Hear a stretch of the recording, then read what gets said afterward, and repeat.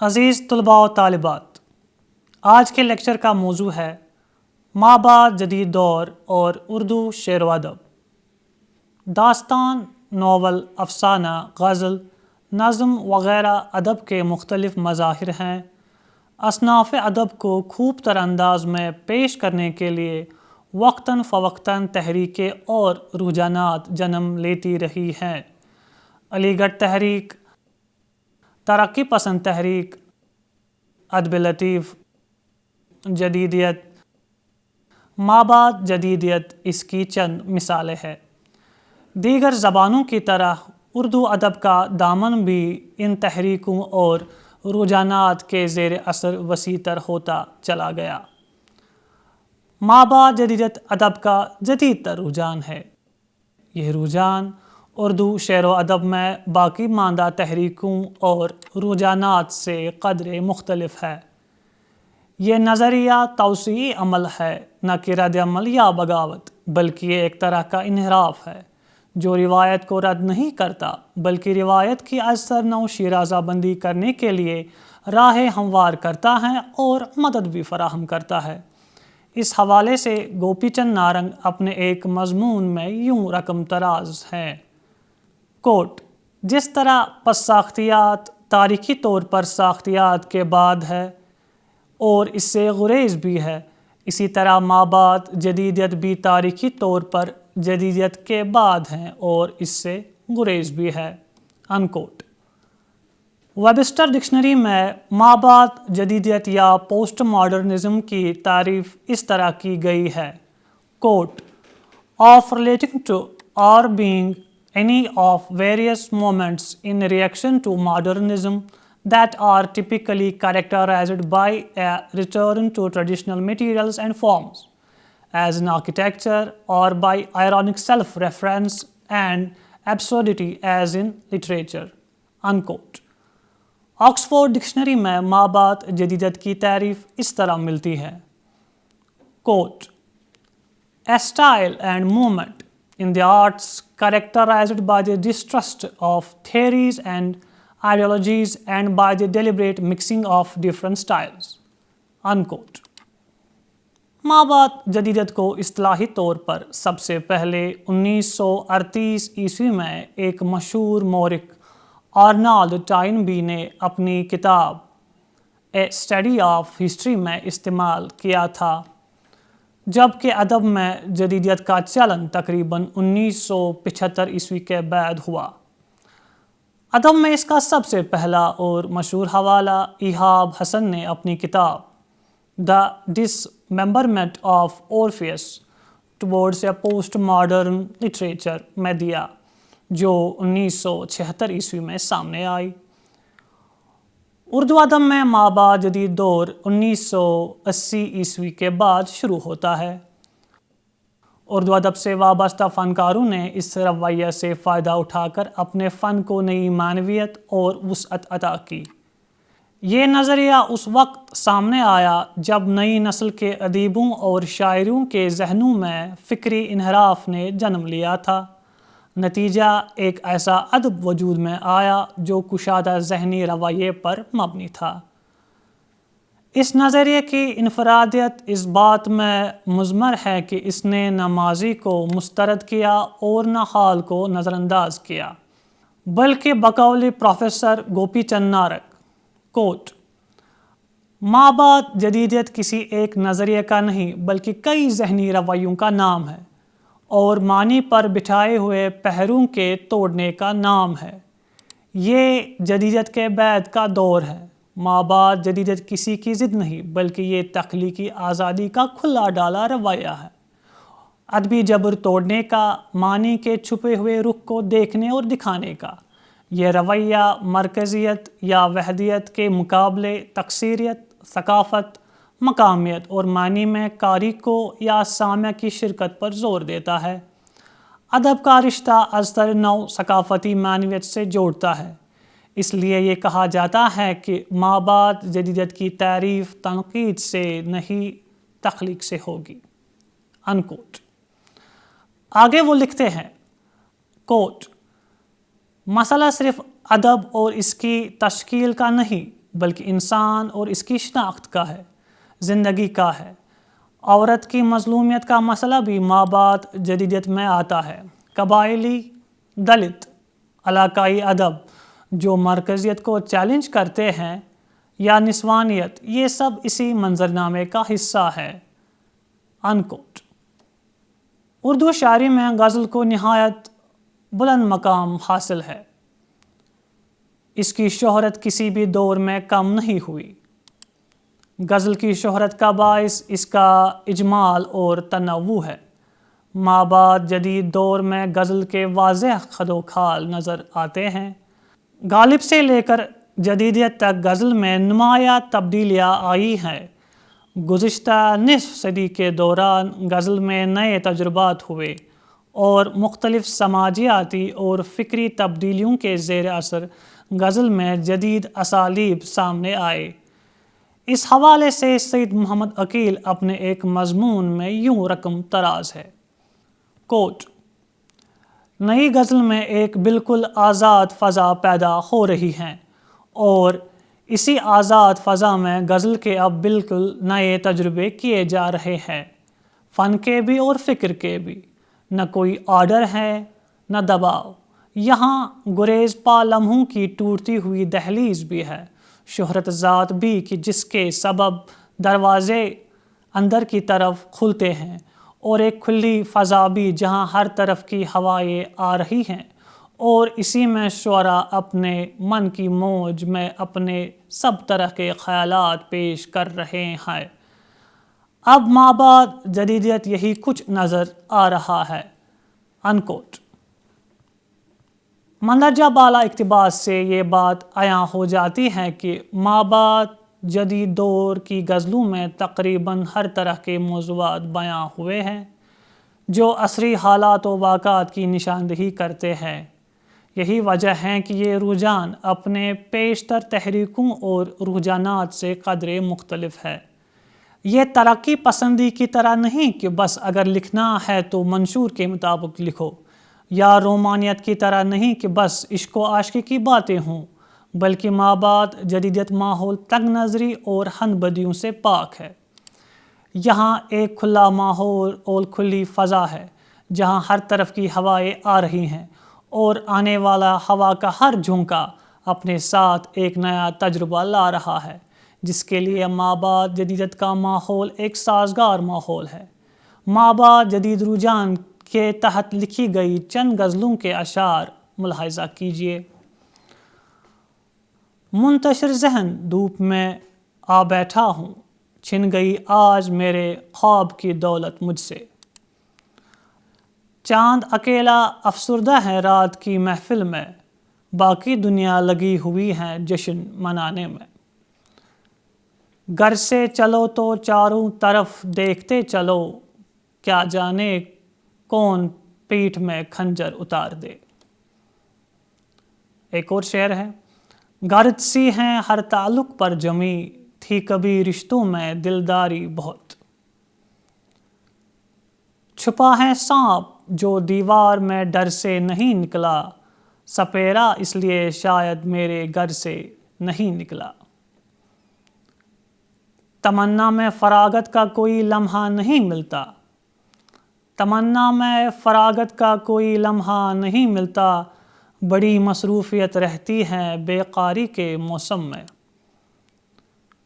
اور بھی خون کا دباؤ بڑھا، وہ گھڑی جب وہ دھیان سے اترے۔ مذکورہ بالا اشعار کا اگر سرسری مطالعہ کیا جائے، معلوم ہوتا ہے کہ شعراء حضرات نے ان میں نئے تجربات کا بیان کیا ہے۔ ان حضرات کے پاس وہی لفظیات ہیں جن کو گزشتہ شعراء نے اپنے کلام کی زینت بنایا ہے، مگر انہی لفظیات کا استعمال مذکورہ شعراء نے اپنے زمانے اور ماحول کے مطابق کیا ہے۔ مابعد جدید غزل پر آج تک بہت سے تبصرے کیے گئے ہیں، مگر اس کی پختہ وضاحت شہپر رسول نے اپنے ایک مضمون میں بہت عمدگی سے کی ہے۔ شہپر رسول لکھتے ہیں: کوٹ: مابعد جدید غزل جہاں فکری اور شعری رویوں کی بنیاد پر جدید غزل سے مختلف ہے، وہی اسلوب کے حوالے سے بھی مختلف، منفرد اور ممتاز حیثیت کی حامل ہے۔ دوسری اہم بات یہ ہے کہ اپنی انفرادیت قائم کرنے کے لیے مابعد جدید غزل گو شعراء نے روایت، توسیع روایت اور روایت سے بغاوت کرنے والے شعراء سے قطعی طور پر بے تعلقی اختیار نہیں کی، بلکہ ماضی کے احترام اور حال و مستقبل کے حوالے سے کسی حد تک ماضی کے معنوی جواز کو پیش نظر رکھا، اور بعض بہترین عناصر کو اپنی میراث تصور کرتے ہوئے کچھ نیا کر گزرنے اور ادب و زندگی کو بدلتے ہوئے منظرنامے میں اپنا جواز رکھنے کا ہنر سکھایا۔ انکوٹ۔ مندرجہ بالا اقتباس کو پیش نظر رکھتے ہوئے یہ معلوم ہوتا ہے کہ مابعد جدید غزل ہر معاملے میں ترقی پسندی، جدیدیت یا پھر دوسری تحریکوں یا نظریوں سے ممتاز ہے، چاہے یہ معاملہ فکری اور شعری رویوں کا ہو یا پھر اسلوب بیان کا ہو۔ اس میں سب سے بڑی بات یہ ہے کہ روایت کا احترام مقدم ہے۔ ان بیانات کی صداقت مندرجہ ذیل اشعار سے سامنے آتی ہے۔ ان کھیتوں کی مٹی ہیں کم ظرف بہت، ساون کے بادل ناحق بدنام ہوئے۔ کئی دنوں سے ننھا ذہن پریشاں ہے، عید کے دن بھی آخر دادی کیوں روئی۔ لہو تربتر کھیتوں سے شہزادوں کے سر نکلے، زمیں آخر کہاں ہے دان کی وہ کھیتیاں ساری۔ جب جیب میں پیسے بچتے ہیں، جب پیٹ میں روٹی ہوتی ہے، اس وقت یہ ذرہ ہیرا ہے، اس وقت یہ شبنم موتی ہے۔ مابعد جدیدیت کا اثر نہ صرف موضوع اور اظہار کے حوالے سے غزل پر پڑا، بلکہ نظم پر بھی اس کے اثرات مرتب ہوئے۔ مابعد جدید غزل کی طرح مابعد جدید نظم میں بھی کچھ نمایاں تبدیلیاں رونما ہوئی۔ اس کی خاص وجہ یہ ہے کہ نئی نسل کے نظم نگاروں کو جدیدیت میں کچھ خامیاں دکھائی دی تو انہوں نے فوراً مابعد جدیدیت کو تھام لیا۔ پروفیسر حامدی کاشمیری اس ضمن میں رقم طراز ہیں۔ کوٹ: جدیدیت کی تعمیر میں خرابی کی صورتیں ایک طرح سے رد تشکیلی عمل کو ظاہر کرتی ہیں۔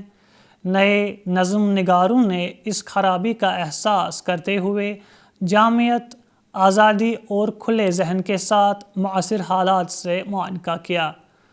چنانچہ مابعد جدید نظموں سے چند ایسے ذہنی رویوں کا انکشاف ہوتا ہے جو ماقبل دور کے نظموں سے یکسر مختلف نہ صحیح مختلف ضرور ہیں۔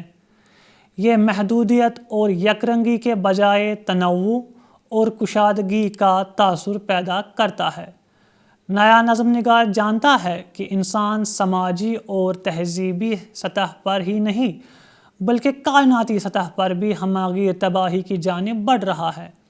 وہ ذات اور معاشرے کے مابین مکالمے اور تعامل کو جاری رکھتا ہے، اس لیے اس کے یہاں معاشرتی اور ثقافتی حالات کی آگہی کا واضح رجحان نظر آتا ہے۔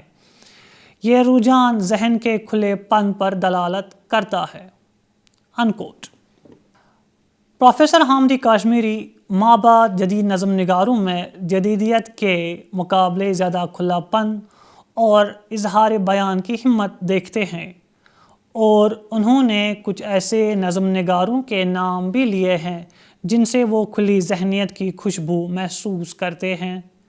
ان میں سعید الدین، نون میم دانش، عذرا عباس، شکیل اعظمی، خالد جاوید، شاہد کلیم اور ساجد حمید وغیرہ قابل ذکر ہیں۔ ذیل میں چند مابعد جدید نظموں کو اختصاراً پیش کیا جا رہا ہے۔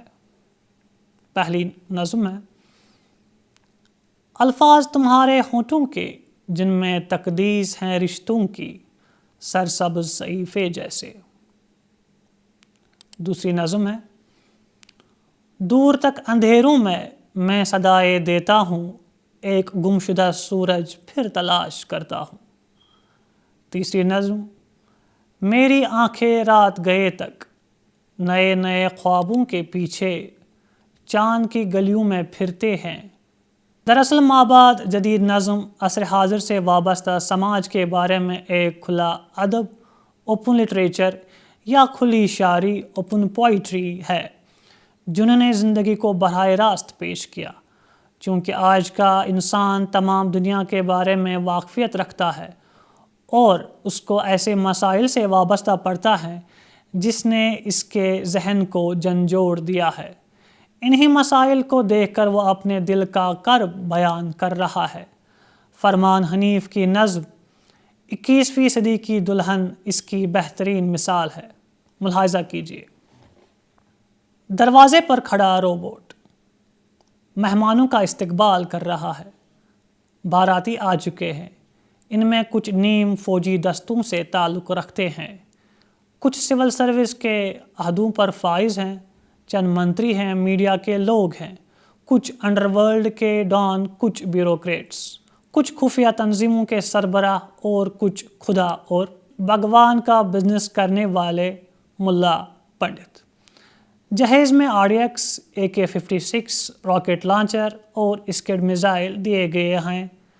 بارات کی تواضع رشوت کی شرابوں، تجارتوں اور سودوں کی قاتلوں کے چٹپٹے لذیذ کھانوں اور کمیشن کے حلووں سے کی جا رہی ہے۔ بابل اور سسر گلے مل کر ایک دوسرے کے لباسوں میں غیر ملکی ہاتھ تلاش کر رہے ہیں۔ دولہا انسانی ہڈیوں کی مالا پہنے کھڑا مسکرا رہا ہے۔ 21ویں صدی کی دلہن الیکٹرانک خودکار آلات کے زیورات پہنے شرماتی لجاتی مریخ پر ہنی مون منانے کے خواب دیکھ رہی ہے۔ مابعد جدید نظم نگاروں نے ایسی اور اس سے ہٹ کر نظمیں لکھ کر اردو ادب کو ایک نئے دور میں داخل کیا۔ نثری نظموں نے ذہن کو بندشوں سے آزاد کرایا اور کھلی فضاؤں میں سفر کرانا سکھایا۔ شبنم آبدی کی بوسنیا پکارتی ہیں، ارشد عبدالحمید کی ایک منظر، سلیم انصاری کی ایک بارات دیکھ کر، یا پھر فرمان حنیف کی مذکورہ بالا نظم، ان نظموں اور ان جیسی نظموں نے الگ نہج پر لکھنے اور سوچنے کے لیے اذہان کو اکسایا۔ شین کاف نظام اس حوالے سے یوں رقم تراز ہیں۔ کوٹ: مابعد جدید نظم تو ایک مسلسل تلاش ہے جو واسو سے لے کر معاصر شاعر تک سفر کراتی ہے۔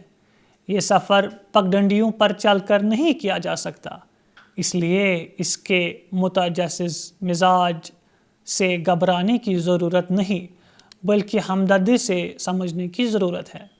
انکوٹ۔ مابعد جدید رجحان کا اثر نہ صرف اردو شاعری پر پڑا بلکہ اردو نثر کی مختلف اصناف بھی اس رنگ میں ڈل گئی۔ نتیجے کے طور پر اردو نثر کو بھی وہی توانائی نصیب ہوئی جس نے مابعد جدید اردو شاعری کو عالمی سطح کے ادب کے برابر بھی لایا اور اپنی جڑوں سے بھی مستحکم طور پر باندھے رکھا۔ مابعد جدید ناول بہت اعتبار سے پریم چند، بلونت سنگھ، جمیلہ ہاشمی، ڈپٹی نذیر احمد، گیان سنگھ شاطر کے ناولوں سے الگ نہیں ہے۔ اس کا موضوع، ماحول اور مزاج مابعد جدید ہیں۔ اسی طرح مابعد جدید افسانہ، مابعد جدید عالمی صورت اور تکنیکی مزاج کا شاخسانہ نظر آتا ہے۔ مابعد جدید افسانہ اور ناول زیادہ مثبت طریقے سے عصر حاضر کے عین مطابق جیتے جاگتے اور زندگی کی اصل حقیقتوں سے سرشار ہیں۔ یہ زندگی سے نہ صرف پوری طرح وابستگی رکھتے ہیں بلکہ اس میں پوری طرح سے پیوست ہیں۔ یہ موجودہ حالات کو اس طرح پیش کرتے ہیں جیسے ٹیلی ویژن پر براہ راست کسی علاقے، شخص وغیرہ کی حقیقت پر کہانی چل رہی ہو۔ مابعد جدید فنکار زبان کا ایسا استعمال نہیں کرتا کہ جس سے قاری اوب جائے بلکہ وہ اور زیادہ تخلیق سے جڑ جائے۔ شوکت حیات اپنے ایک مضمون میں یوں رقم تراز ہے۔ کوٹ۔ مابعد جدید افسانے نے زندگی اور افراد کو پوری ٹوٹیلٹی میں پیش کیا، فرد اور سماج کو لازم و ملزوم قرار دیا۔ ان کے انٹریکٹ پر خصوصی استغراق کے بعد زندگی پن اور سچائی کو اپنے فن کا محور و مرکز بنایا۔ مندرجہ ذیل ناول مابعد جدید کے زمرے میں گنے جا سکتے ہیں۔ عبدالصمد کے دو گز زمین اور خوابوں کا سویرا۔ دو گز زمین میں عبدالصمد نے اپنے وطن اور اپنی زمین کے بارے میں سوالات اٹھائے ہیں۔ مشرف عالم ذوقی کا ناول بیان اقلیتوں کے مسائل سے متعلق ہیں۔ ایک مخصوص اقلیتی فرقے کے لوگ حالات زار میں زندگی جی رہے ہیں۔ ان کی انتہائی خراب حالت نے ان کی زندگی اجیرن بنائی ہے۔ جوگندر پال کا ناول نادید مابعد جدید تخلیقی رویے کا ان معنوں میں مظہر بن گیا ہے کیونکہ وہ بیک وقت بینا نابینا جسمانی وجودیائی متضاد کیفیتوں کی طرف دھیان دلاتا ہے۔ حسین الحق کا ناول فرات میں روحانیت، رہبانیت، تصوف وغیرہ کے اثرات ثقافت اور سماج پر نظر ڈالتے ہیں۔ کرپشن کے موضوع پر ان کا تحریر کردہ ناول بولو مت چھپ رہو مابعد جدید ناول کی بہترین مثال ہے۔ الیاس احمد گدی کا ناول فائر ایریا۔ بہار کے علاقے چھوٹا ناگپور میں کوئلے کے کانوں میں کام کرنے والے مزدوروں کا ان کے مالکوں، کانٹریکٹروں، مافیا اور سیاست دانوں کے ذریعے استحصال پر مبنی ہے۔ صلاح الدین پرویز کے ناول سارا دن بیت گیا اور نمرتا اسلوب اور موضوع کے اعتبار سے مابعد جدید ناولوں میں بھی ایک امتیازی مقام رکھتا ہے۔ مابعد جدید دور بیانیہ کی واپسی کا دور ہے۔ اس دور میں ایہام و تجدید کی جگہ بیانیہ افسانہ لکھنے کا رجحان بھی بڑھا ہے اور استعاراتی اور علاقائی انداز بھی پروان چڑھا ہے۔ مابعد جدید دور کے افسانوں میں قاضی عبدالستار کا پیتل کا گھنٹا، سلام بن رزاق کا انجام کار، سید محمد اشرف کا ڈار سے بچھڑے، انور قمر کا کابلی والا کی واپسی، مظہر الزماں خان کا پہلے دن کی تلاش میں اور طارق چھتاری کا نیم پلیٹ وغیرہ قابل ذکر ہیں۔ مذکورہ افسانوں کا جب ہم سرسری مطالعہ کرتے ہیں تو معلوم ہوتا ہے کہ افسانہ نگاروں نے ان افسانوں میں فرد کی ذاتی سوچ اور نجی مجبوری کو اس طرح پیش کرنے کی کوشش کی کہ ہمارا پورا سیاسی نظام کہانی کی گرفت میں آ سکے، اور پھر انہوں نے باریک بینی سے اس نظام کو تہ در تہ سمجھنے اور اپنے فن کے لوازم کے ساتھ حاصل شدہ بصیرت کو پڑھنے والے تک پہنچانے کا جتن کیا ہے۔ اس مقصد کے حصول کے لیے افسانہ لکھنے والوں نے تشبیہوں، استعاروں اور علامتوں کو اس طرح برتا کہ وہ خارج سے مسلط کی ہوئی نظر نہ آئے بلکہ فن پارے ہی سے نکل کر اور باہم دیگر مربوط ہو کر ایک وحدت تشکیل دیں۔ اس حوالے سے سید محمد اشرف کا مندرجہ ذیل اقتباس کافی اہمیت رکھتا ہے۔ مابعد جدید افسانے کی صفت اور بھی ہے کہ یہ سماجی عوامل سے آنکھیں نہیں چراتا، ساتھ ہی فرد کی تنہائی سے بھی اسے کوئی بیر نہیں ہے، موضوعات کا انتخاب اس کا صلہ نہیں اور کسی بھی تکنیک کا استعمال اسے کسی تعصب میں گرفتار نہیں کرتا۔ دراصل مابعد جدید افسانے کا پورا رویہ انحراف سے زیادہ انجذاب کا عکاس ہے۔ انکوٹ۔ مابعد جدید دور کا اہم پہلو مابعد جدید تنقید یعنی پوسٹ ماڈرن کرٹیسزم ہے۔ اس دور میں تنقید کے نئے نظریات سامنے آئے۔ یہ بات سچ ہے کہ ان نئے تنقیدی رویوں کو اردو ادب میں پوری طرح نہیں برتا گیا، تاہم ہمارے ادب پر ان کے اثرات ضرور پڑے۔ رد تشکیل ان جدید نظریات میں سے ایک نظریہ ہے۔ یہ ایک جدید ترین نقطۂ نظر ہے۔ یہ اصطلاح انگریزی کی اصطلاح ڈیکنسٹرکشن کی مترادف ہے۔ بعض ناقدین نے اس کا ترجمہ رد تعمیر اور لا تشکیل بھی کیا ہے۔ تنقید کا یہ رجحان چونکہ ساختیاتی نظریے کے بعد آیا ہے، اس لیے اسے مابعد ساختیاتی رجحان یا اب مابعد جدید نقطۂ نظر بھی کہا جاتا ہے۔ یہ نظریہ ماہر نفسیات جاک لانکا اور فلسفی جاک دریدا کی تحریروں کے اثرات کے تحت ظہور میں آیا۔ رد تعمیر کا اصول یہ ہے کہ ہر ادبی متن کے اپنے متعینہ معنی کو رد کرنے کا مادہ خود اس کے اندر ہوتا ہے۔ اس میں معنی کے تعین میں قاری کی اہمیت سب سے زیادہ ہے۔ دوسرے الفاظ میں اسے کسی حد تک قاری کا رد عمل بھی کہہ سکتے ہیں۔ رد تعمیر نقطۂ نظر ادب کے عام مطالعہ نے الفاظ معنی کی تشریح و تعبیر اور اس سے پیدا ہونے والے نکات یا اس کے ذریعے بیان کی جانے والی تہذیبی صورتوں کا قائل نہیں ہے۔ رد تعمیر کا مقصد الفاظ کی تعبیر نہیں ہے۔ ایک اور نظریہ جو حالیہ برسوں میں سامنے آیا وہ قاری اساس تنقید ہے۔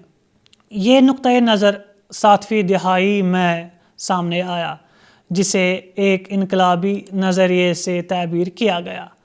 رد تعمیر معنی کی مرکزیت کی نفی کرتا ہے اور قاری اساس تنقید اسے قرأت اور قاری سے وابستہ کر دیتی ہے۔ گوپی چند نارنگ نے اس پر روشنی ڈالتے ہوئے لکھا ہے کہ کوٹ اپنی بہترین شکل میں قاری اساس تنقید انقلابی تنقیدی موقف ہے، اس اعتبار سے کہ مصنف کے جبر کو رد کرتے ہوئے قاری اساس تنقید معنی کو بکلونی کی تعبیر و تشکیل میں قاری کو شریک کرتی ہے۔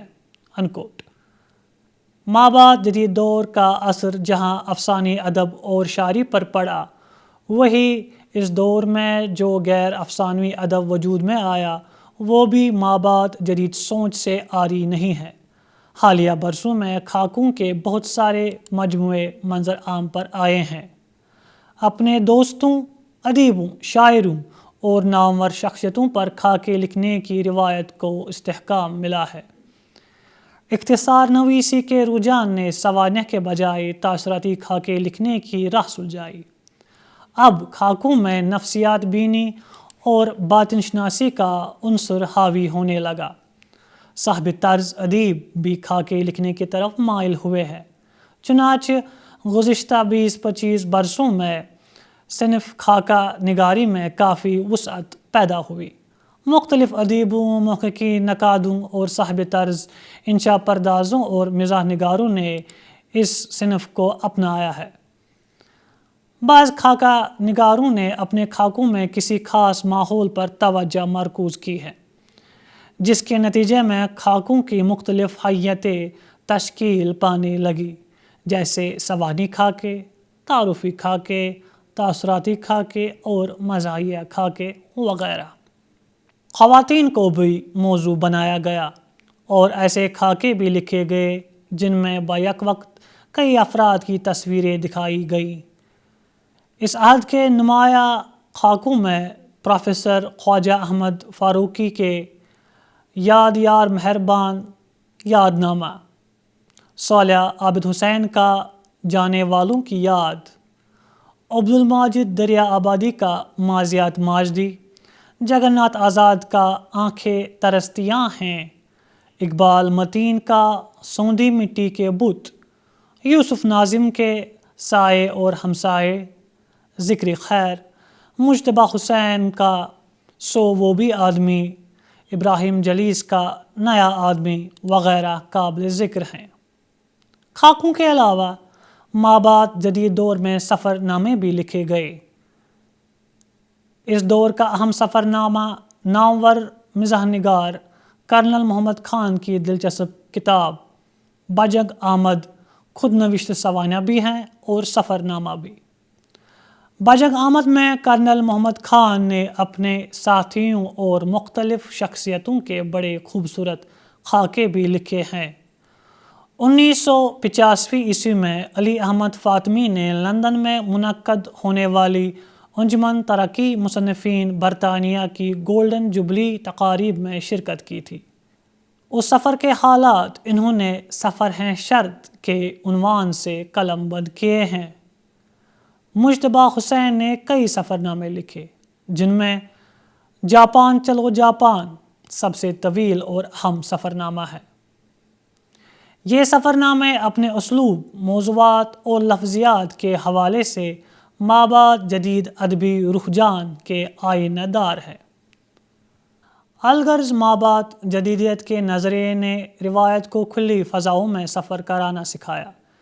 یہ روایت کی تقلید کا نظریہ نہیں ہے، بلکہ یہ روایت کی تجدید کا نظریہ ہے، کیونکہ ایک فنکار اسی زبان میں فن ترتیب یا تخلیق کر سکتا ہے جو زبان اس کو روایت میں حاصل ہوئی ہے۔ اپنی کوئی الگ زبان تیار کرنا ایک گمراہ کن بات ہے، بلکہ پرانے الفاظ کو نئے معنی دینا ایک الگ بات ہے۔ مابعد جدیدیت نے فنکار کو سماج کی صحیح ترجمانی کرنے کا ہنر سکھایا، اور مابعد جدیدیت سے وابستہ فنکاروں نے اپنے فن کو ایک الگ اور پرکشش انداز میں پیش کیا۔ اس طرح ادب میں نکھار آیا، اور آج کا ادب صحیح معنوں میں ہمہ وقت عصری، علاقائی اور عالمی ادب ثابت ہوا۔ اس کے ساتھ ہی آج کا یہ لیکچر اختتام پذیر ہوتا ہے۔ امید ہے کہ آپ اس لیکچر سے مستفید ہوئے ہوں گے۔ خدا حافظ۔